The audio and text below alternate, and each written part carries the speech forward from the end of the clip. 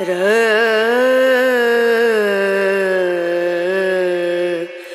นู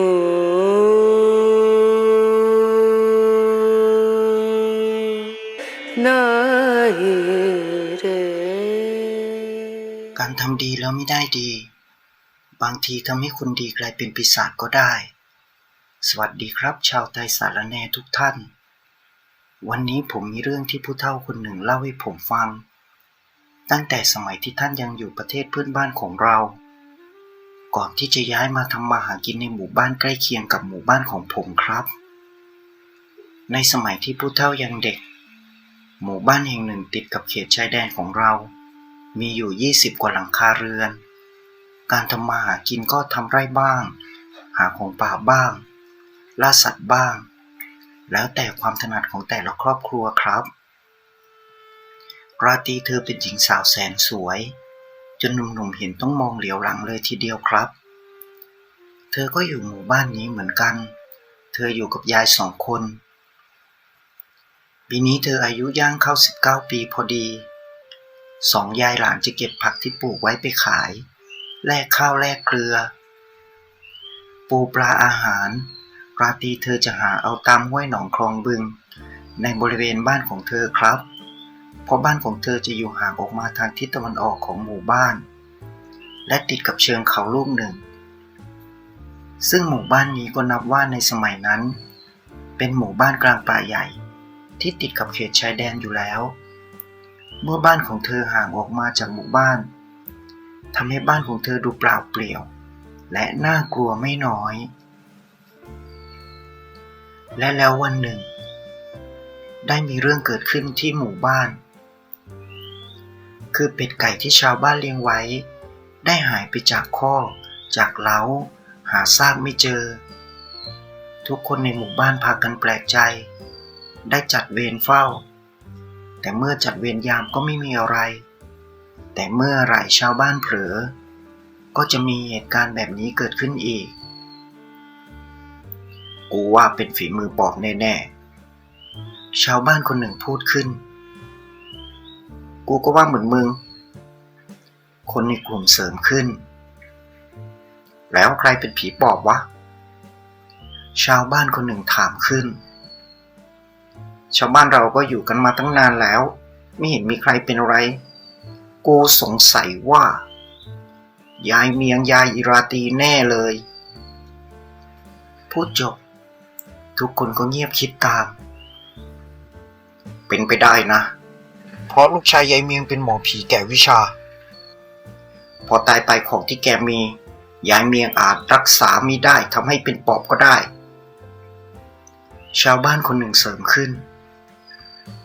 เราต้องไปหาผู้ใหญ่บ้านให้ผู้ใหญ่บ้านจัดการเรื่องนี้พูดจบชาวบ้านก็พากันฮีโร่ไปบ้านผู้ใหญ่บ้านทันทีเมื่อมาถึงบ้านผู้ใหญ่บ้านก็เล่าเรื่องที่พวกตนปรึกษากันให้ผู้ใหญ่บ้านฟังผู้ใหญ่บ้านและไอ้เข็มลูกชายก็เห็นด้วยทันทีไปตามหมอหวันมาผู้ใหญ่บ้านบอกลูกบ้านคนหนึ่งรีบวิ่งไปตามหมอหวันทันทีหมอหวันคือหมอผีประจำหมู่บ้านคาถาอาคมมีมากไล่ผีไล่ปอบหมู่บ้านแถวนี้ต้องพึ่งพาแกเมื่อทุกคนมาถึงบ้านยายเมียงก็เจอกับราตรีสาวสวยกำลังยกปลาแห้งย่างกับน้ำพริกป่าขึ้นไปให้ผู้เป็นยายกินเป็นมื้อเย็นแต่ก็ต้องหยุดชะงักเมื่อผู้ใหญ่บ้านตะโกนขึ้นว่าอีราตรียายเมียงอยู่ไหนราตรีหยุดหันมามองแล้วก็ตอบผู้ใหญ่ไปว่ายายไม่สบายมาหลายวันแล้วจ้านอนอยู่ข้างในมีอะไรกับยายหรือเปล่าจ๊ะมากันหลายคนเลยราตรีถามก็ยายเมียงไปแอบจับเป็ดไก่ชาวบ้านมากินจนจะหมดหมู่บ้านแล้วชาวบ้านคนหนึ่งพูดขึ้นยายไม่สบายจะไปทำอย่างนั้นได้ยังไงจ๊ะราตรีพูดด้วยความหวาดหวั่นไปเรียกยายเมียงออกมาชาวบ้านคนเดิมพูดขึ้น ยายลุกไม่ไหวหรอกจ้ายายไม่สบายไม่ใช่ยายหรอกจ้าราตรีตอบชาวบ้านไอ้เข็มมองราตรีด้วยสายตาเป็นมันอย่างมีเล่ห์ในแล้วมันก็ตะโกนขึ้นไปว่าถ้ายายเมียงไม่ออกมาพวกข้าจะขึ้นไปเองนะเว้ยพูดจบชาวบ้านก็กลัวกันขึ้นไปบนบ้านราตรีใช้ร่างบอบบางของเธอพยายามขวางไว้ถาดข้าวปลาอาหารหล่นกระจัดกระจายพื้นราตรีวิ่งไปขวางประตูไว้เธอก็โดนชาวบ้านคนหนึ่งจับเธอเหวี่ยงล้มลงไปข้างประตูเมื่อทุกคนเข้ามาในบ้านก็เห็นยายเมียงกำลังพยายามลุกขึ้นเพราะได้ยินเสียงเอะอะโวยวายและเป็นห่วงหลานสาวคนเดียวของแกมีอะไรเหรอเอะอะโวยวายอะไรยายเมียงถามเสียงแหบเครือแกเป็นปอบใช่ไหมยายเมียงผู้ใหญ่บ้านถามขึ้นโดยไม่สนใจคำถามของยายเมียงอะไรข้าไม่ได้เป็นข้าอยู่บ้านตลอดยายเมียงตอบด้วยเสียงสั่นสะท้านหวาดกลัวหมอหวันเอาไหวอาคมชี้ไปที่หน้าของแกแล้วบอกว่าถ้ามึงไม่ยอมรับกูจะเฆี่ยนมึงพูดจบหมอผีหวันก็ยกไหวขึ้นหวดใส่ร่างของยายเมียงที่พยายามจะอธิบายและลุกขึ้นนั่งแต่เรี่ยวแรงแกไม่มีได้แต่ตะเกียกตะกายไปมาก่อนที่ไหวอาคมจะโดนร่างของยายเมียงราตรีวิ่งเข้าไปขวางไว้ไหวเลยโดนเข้าที่หลังของเธออย่างแรงราตรีร้องโอ๊ยกอดบังร่างของยายของเธอไว้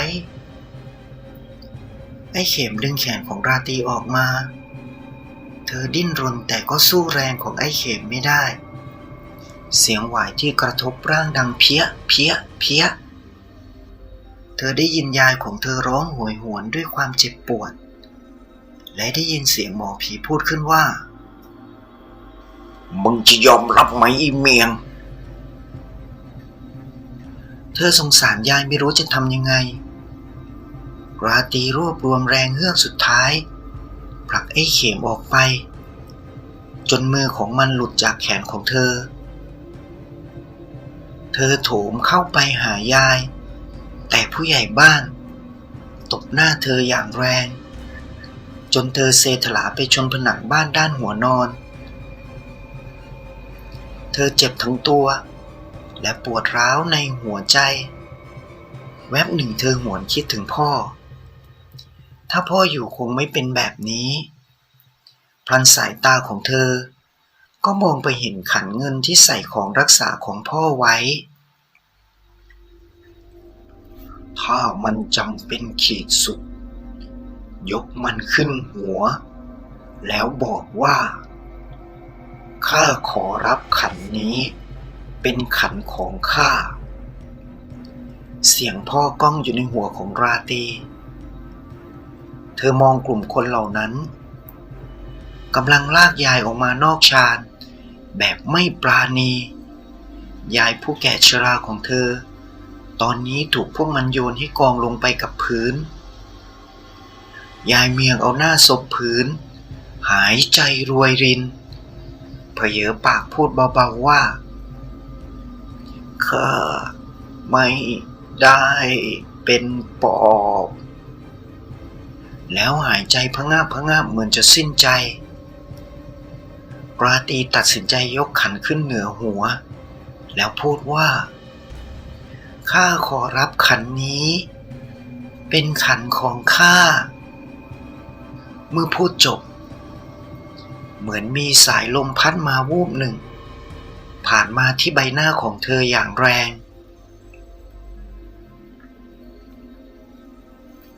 มึงไม่ยอมรับใช่ไหมอีเมียง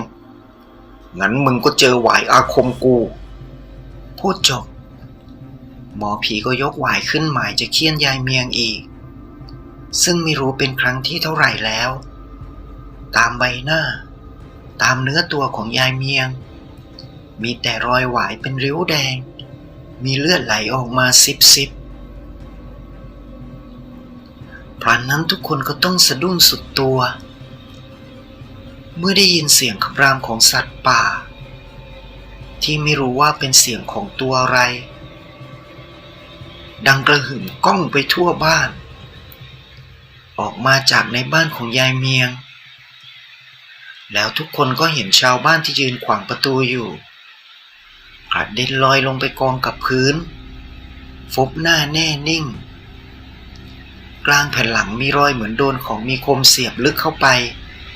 เป็นแผลเวอะหวะเลือดไหลนองพื้นทุกคนตกใจหันไปมองทันทีภาพที่ทุกคนเห็นคืออสุรกายเนื้อตัวมีเกล็ดคล้ายงูเป็นสีเขียวเล็บยาวงวงอย่างกับเล็บของเสือใบหน้ายังมีเค้าโครงของราตรีอยู่ใบหูแหลมยาวมีเขี้ยวคมยืดออกมาในปากตาเป็นสีเขียวมรกตสะท้อนแสงไปมาดูหน้าหวาดหวั่นยิ่งนักเสื้อผ้ายังเป็นชุดที่ราตรีใส่อยู่อีราตรีมึงเป็นตัวอะไรวะผู้ใหญ่บ้านพูดขึ้นด้วยความตกใจทุกคนถอยหลังไปเตรียมจะวิ่งลงเรือนหนีแต่ราตรีรวดเร็วยังกับพูดผีปีศาจก็ไม่ปานเธอพุ่งเข้ามากระชากไหวในมือหมอผีออกแล้วใช้มือที่เต็มไปด้วยเกล็ดเหมือนงูและเล็บแหลมยาวนั้นบีบหมับเข้าที่คอหมอผีทันทีหมอผีกระชากมีดหมออาคมเล่มยาวประมาณคืบสะท้อนแสงแวววับออกมาจากเอวแล้วจ้วงแทงเข้าที่ท้องของราตรีทันทีราตรีสะอึกก้มลงไปมองที่ท้องของเธอมีดหมออาคมของหมอผีไม่อาจสะกิดผิวหนังของเธอได้ไอ้หมอผีชั่วมึงทำร้ายยายกูไม่สงสารแม้แต่คนแก่ๆกำลังจะตายมึงอย่าอยู่เลยพร้อมพูดเธอบีบมือที่กำคอหมอผีอยู่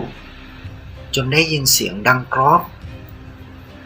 เล็บของเธอก็ปักเข้าไปหลังคอของมันจนมิดเลือดทะลักพุ่งออกไปด้านหลัง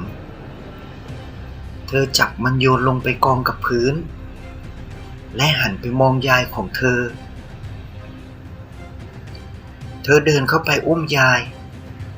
มาไว้ที่วงแขนของเธอยายของเธอพยายามลืมตามามองหลานสาวเป็นครั้งสุดท้ายแล้วพูดขึ้นมาเบาๆว่าโธ่หลานยายแล้วน้ำตาก็ไหลรินออกมาก่อนจะสิ้นใจตายไปในอ้อมแขนของราตรีนั่นเองเธอวางยายลงกับพื้นจ้องมองมาที่กลุ่มคนที่กำลังขวัญหนีดีฝ่อจะวิ่งลงเรือนไปแต่ช้ากว่าราตรีเธอคว้าหมับเข้าที่คอของชาวบ้านคนที่เป็นตัวตั้งตัวตีเรื่องยายเมียงเป็นปอบแล้วกระชากอย่างแรงจนลูกกระเดือกติดมือของเธอออกมาร่างนั้นล้มลงไปชักกระตุกตายไปอย่างน่าอนาถเลยครับเมื่อเห็นเหตุการณ์กลับตาลปัตรเช่นนี้ทุกคนกระโดดลงเรือนร้องไม่เป็นภาษาพากันวิ่งเข้าไปในหมู่บ้านทันทีราตรีมานั่งคุกเข่าที่ข้างยายแล้วพูดว่ายายจ๋ายายโธ่แล้วก็ร้องไห้อุ้มยายขึ้นมากระโดดลงเรือนหันหน้ามุ่งสู่ป่าใหญ่แต่ก่อนที่เธอจะไปเธอหันหลังไปมองทางหมู่บ้าน ด้วยสายตาอาฆาตแค้นชิงชังแล้วก็อุ้มยายเดินน้ำตาไหลเข้าป่าไปอย่างไร้จุดหมายท่านผู้ฟังเคยฟังเรื่องแบบนี้ไหมครับถ้าเคยแชร์กันได้นะครับเรื่องของราตรียังมีอีกคลิปหน้าผมจะนำเรื่องของเธอมาเล่าต่ออีกนะครับร่วมเป็นส่วนหนึ่งของช่องไทยสารแนกดติดตามได้ที่นี่เลยครับสำหรับวันนี้สวัสดีครับ